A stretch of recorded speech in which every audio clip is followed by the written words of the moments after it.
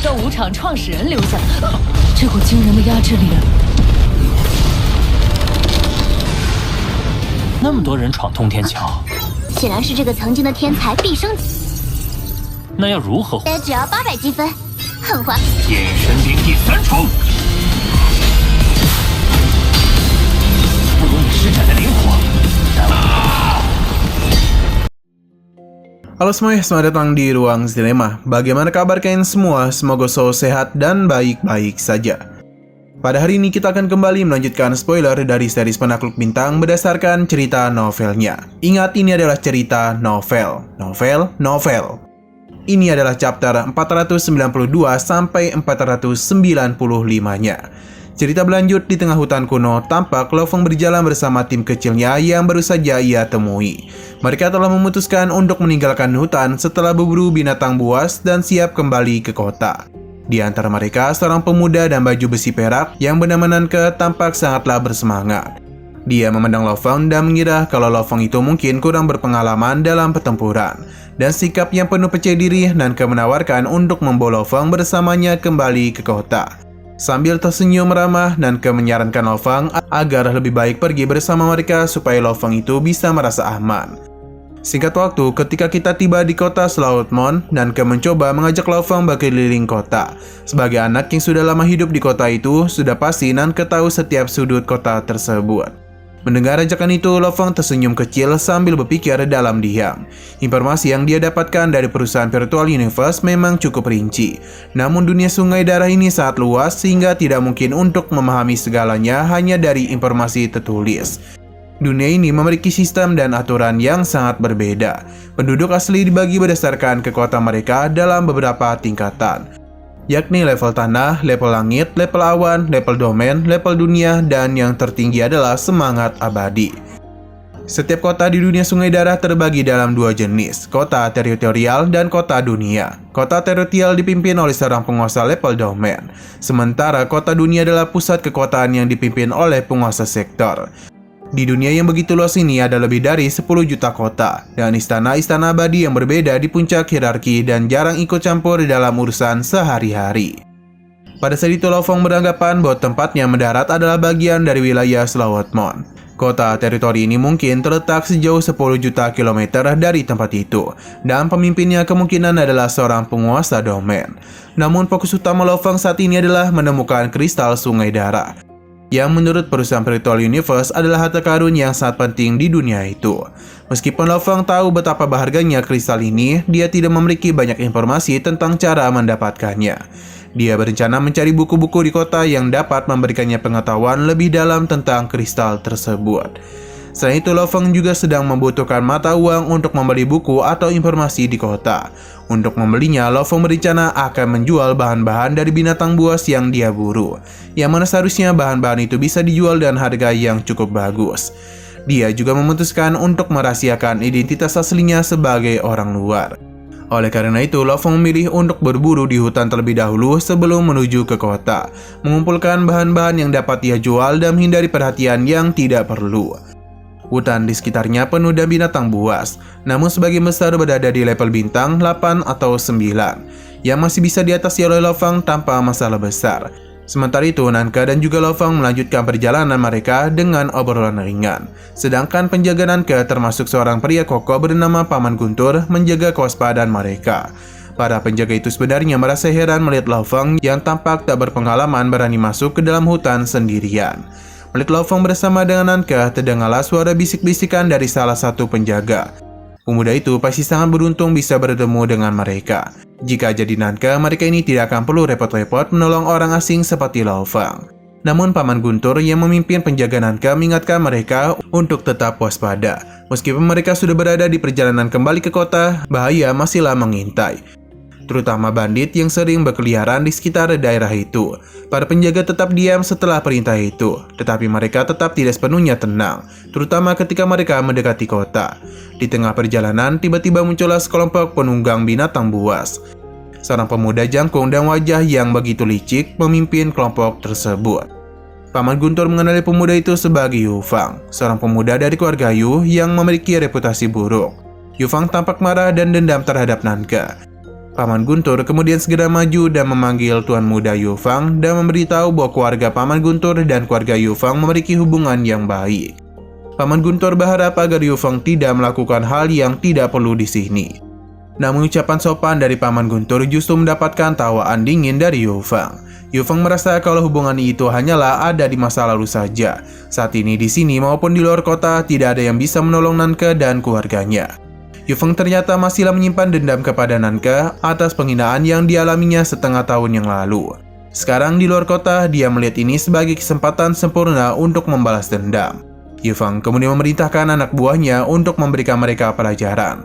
Dalam mengikat Nanke, Yu Fang mengaku saat ingin Nanke merasakan rasa malu yang sebenarnya, lalu memaksa Paman Guntur untuk bertarung melawan bawahan Yu Fang. Sementara itu, Lo Fang berdiri di pinggiran kota Swalowmon, mengamati pemandangan di depannya. Dia baru saja tiba di dunia yang dikenal dan nama dunia Sungai Darah.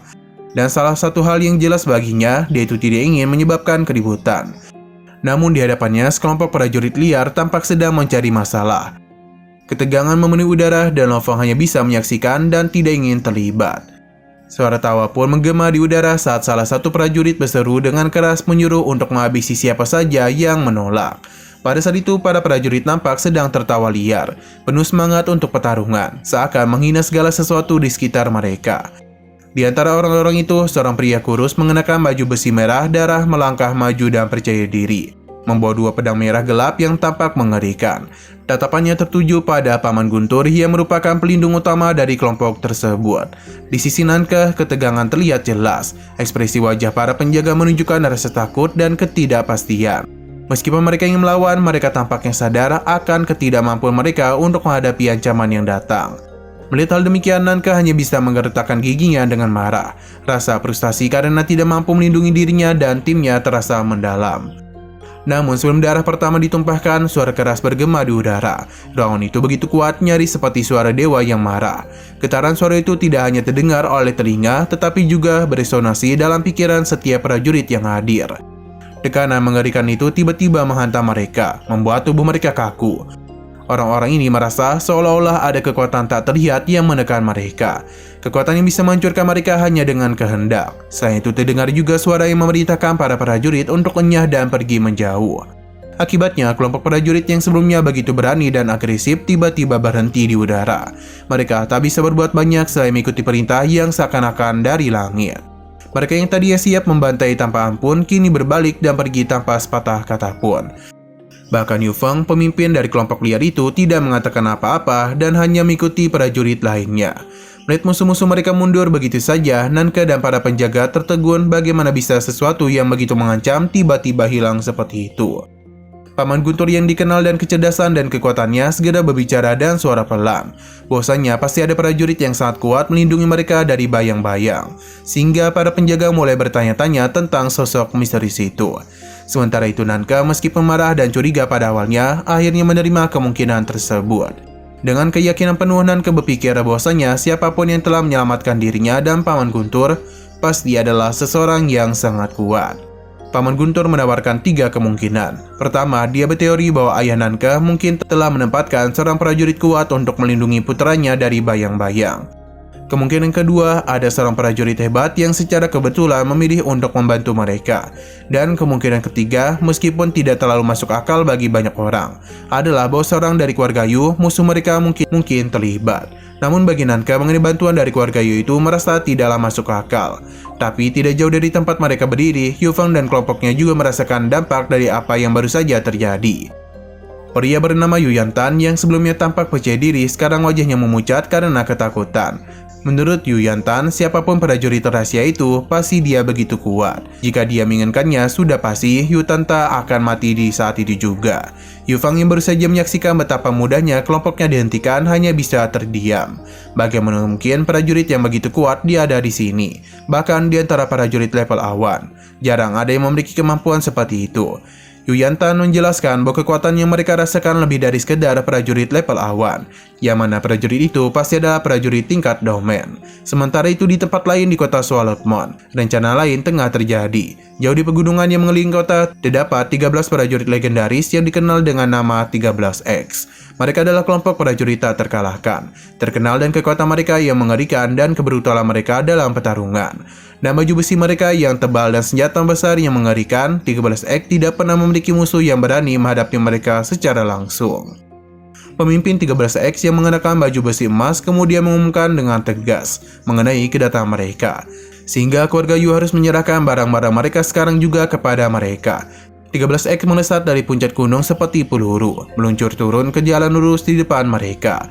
Ketika tim besar keluarga Yu melihat 13 siluet mengerikan itu mendekat, ekspresi mereka langsung berubah menjadi pucat. Pemimpin tim keluarga Yu, seorang pria tua berjanggut hitam, segera mengangkat tangannya sambil berkata hentikan. Namun kata-katanya tidak berarti apa-apa bagi kelompok ini. Mereka hanya berdiri di sana seperti bayangan kematian yang mengintai. Pemimpin 13X itu kemudian mencoba memaksa pria berjanggut hitam agar menyerahkan baju besi dari runtuhan kuno. Karena jika tidak, kelompok mereka akan menindaklanjutinya. Pria berjanggut hitam itu tahu bahwa mereka tidak punya pilihan lain selain memberi perintah untuk melarikan diri melalui komunikasi.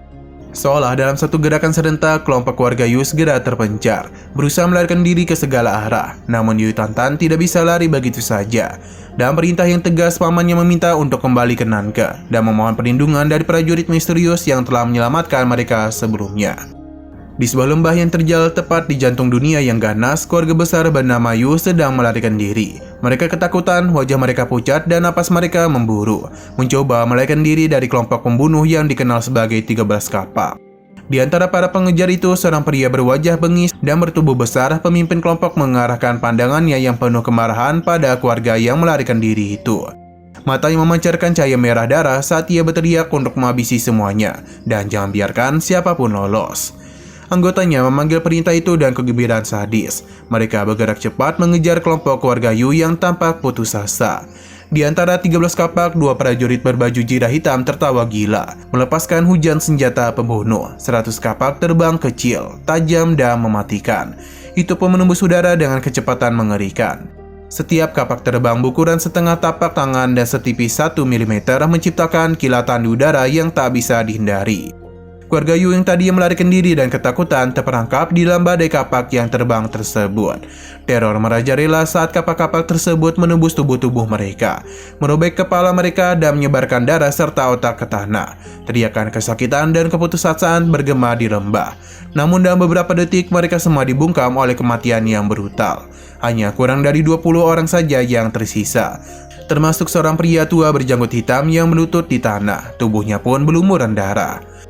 Saat pria itu melirik ke seliling dengan putus asa, sebuah kapak tipis terbang menghantam kepalanya, membelahnya seperti tahu. Tubuhnya pun terjebak tanpa kehidupan. Namun kematian itu bukan yang terakhir. Pemimpin kelompok kapak 13 memeriksa tubuh-tubuh yang terkapar, mencari sesuatu yang sangat penting. Saat menemukan gelang antariksa di salah satu tubuh, ia memeriksanya dan cepat. Namun ia tampak kecewa. Di kejauhan, sebagian dari keluarga Yu yang lebih kuat berhasil melarikan diri. Di antara mereka, seorang pria bernama Yu Yanta melarikan diri dengan sekuat tenaga. Meskipun ia adalah salah satu dari 3 anggota keluarga Yu terkuat, ketakutan telah mencengkeramnya. Dia tahu betul bahwa jika baju besi yang mereka cari tidak ditemukan, maka seluruh keluarga Yu akan musnah. Pada saat itu, Yu Yantan tampak begitu menyesal, karena menurutnya ia seharusnya tidak pernah mencoba mengambil harta dari runtuhan dewa kuno. Keinginan mereka untuk kekayaan telah membuat mereka buta terhadap bahaya, dan sekarang semuanya harus dibayar dengan nyawa. Ketika itu, tampak Yu Yantan sedang berlari secepat mungkin. Namun pengejaran tak henti-hentinya dari pemimpin kapak 13 membuatnya semakin putus asa. Hingga pada akhirnya Yu Tantan bertemu dengan Nanke. Lalu ia bermohon-mohon menangis untuk meminta pertolongan dari Nanke. Namun Nanke dan timnya tidak memberikan reaksi apapun. Mereka berdiri mematung, tahu bahwa jika mereka terlibat, hidup mereka juga akan terancam. Di belakangnya, pemimpin kapak 13 semakin dekat. Sambil tertawa penuh kemenangan, ia melayangkan kapaknya yang besar ke arah Yu Yanta. Riak energi yang kuat menghantam tubuh Yu Tanta, membantingnya ke tanah. Tubuh Yu Tanta bergetar hebat, tulangnya patah dan darah yang mengalir dari mulut. Dan napas tersengal, dia berusaha bangkit dari tubuhnya yang sudah hancur. Satu lagi tebasan kapak menghantamnya, kali ini menembus jantungnya. Yu Yanta pun jatuh tak bernyawa, wajahnya dipenuhi dengan ketakutan yang membeku. Pemimpin kapak 13 melangkah maju, memeriksa tubuh Yu Yanta. Namun lagi-lagi kekecewaan menyelimuti wajahnya. Gelang antariksa di tangan Yu Yanta tidak menyimpan baju besi yang mereka cari. Dan amarah yang belum padam, pemimpin kapak 13 mengarahkan pandangannya ke arah Nanke dan timnya. Meskipun mereka tidak menunjukkan niat untuk menyerang, kapak 13 tidaklah peduli. Mereka tidak akan membiarkan siapapun yang terlibat dalam masalah ini lolos hidup-hidup. Di saat yang sama, Lo Feng berdiri dengan sangat tenang di tim Nanke. Dia tahu bahwa dalam dunia ini yang kuat selalu menang, sementara yang lemah hanya bisa menunggu kematian. Meskipun Nanke dan timnya tidak memiliki hubungan langsung dengan keluarga Yu, situasi ini bisa dengan mudah berakhir. Dan mereka semua terhabisi jika Lo Feng tidak turun tangan. Saat salah satu anggota kapak 13 hendak menyerang, tiba-tiba saja mereka terkejut oleh kedatangan dari Lo Feng. Saat mereka berhadapan dengan Lo Feng, pemimpin 13 kapak menyadari ada sesuatu yang aneh dari lawan mereka. Lo Feng begitu cepat bergerak seolah-olah dia bisa berteleportasi, dan ketakutan yang mulai menjalar di hati mereka. Para prajurit itu mengangkat senjata bersiap untuk melawan. Namun sebelum mereka sempat melakukan serangan, Lo Feng sudah membelah udara dengan bilah pedangnya. 13 gambar dirinya muncul di hadapan 13 prajurit itu dengan satu gerakan tajam. Pedang merah darahnya mengiris udara, menghasilkan 13 kilatan yang indah dan mematikan. Setiap kilatan itu menargetkan tepat di helm masing-masing prajurit. Nanke, Paman Guntur, dan kelompok penjaga lainnya yang menyaksikan dari kejauhan terpesona oleh kilatan pisau itu. Seolah-olah mereka terseret dalam pertarungan yang begitu memukau. Tidak bisa melepaskan pandang mereka dari pertarungan singkat namun menakjubkan itu. Dalam sekejap semuanya berakhir. Lo Feng memasukkan kembali pedangnya ke dalam sarungnya. Dan 13 kapak yang sebelumnya berdiri gagah dan siap bertarung, sekarang tak dapat bergerak diam. Tidak ada suara yang keluar dari mereka. Penjaga yang melihat peristiwa itu dan jelas menjadi bingung sekaligus merasa terkejut dan bertanya-tanya, mengapa kelompok 13 kapak berdiri di sana tanpa bergerak. Namun Paman Guntur segera menyadari kebenaran yang mengejutkan. Karena ternyata kelompok 13 kapak itu sudah meninggoy. Hal ini dapat dilihat dari baju besi dan helm mereka yang memiliki jejak darah yang menetes. Mereka juga tidak bergerak karena mereka sudah tak bernyawa. Seluruh penjaga akhirnya mengerti apa yang terjadi. Mereka merasakan aura energi yang dulu begitu kuat dari 13 kapak kini lenyap sepenuhnya. Tidak ada yang tersisa. Salah satu penjaga yang tidak percaya dan kejadian itu berkata bahwa ia sama sekali tidak menyangka kalau Lo Feng dapat menghabisi 13 kapak hanya dalam satu gerakan saja. Dan mereka bahkan tidak sempat memberikan serangan balasan. Sehingga mereka semua mulai menyadari betapa kuatnya Lo Feng. Paman Guntur yang merupakan sosok yang sangat dihormati harus mengakui kehebatan dari Lo Feng dan beranggapan kalau Lo Feng adalah pejuang absolut. Bahkan 13 kapak yang begitu kuat tak bisa menyentuhnya. Nanke yang awalnya melihat Lo Feng sebagai orang biasa, kini dipenuhi dengan kekaguman yang membakar di dalam hatinya. Lo Feng berubah menjadi idola, seorang pejuang legendaris yang hanya dalam dongeng dan sekarang berdiri di hadapannya. Dan penuh keberanian Nanke mendekati Lo Feng dan bertanya, apakah Lo Feng itu seorang petapa legendaris yang selalu berkelana dari satu dunia ke dunia lain? Mendengar pertanyaan itu, Lo Feng tersenyum kecil dan mengangguk dan menjawab, kurasa itu begitu. Nanke mengaku kalau ia pernah mendengar bahwa para petapa itu kuat dan rendah hati. Mereka telah mengunjungi tempat-tempat misterius seperti lautan iblis darah dan runtuhan dewa kuno. Sambil berbincang-bincang, Lo Feng dan Nanke terus melanjutkan perjalanan mereka menuju kota Selautmon.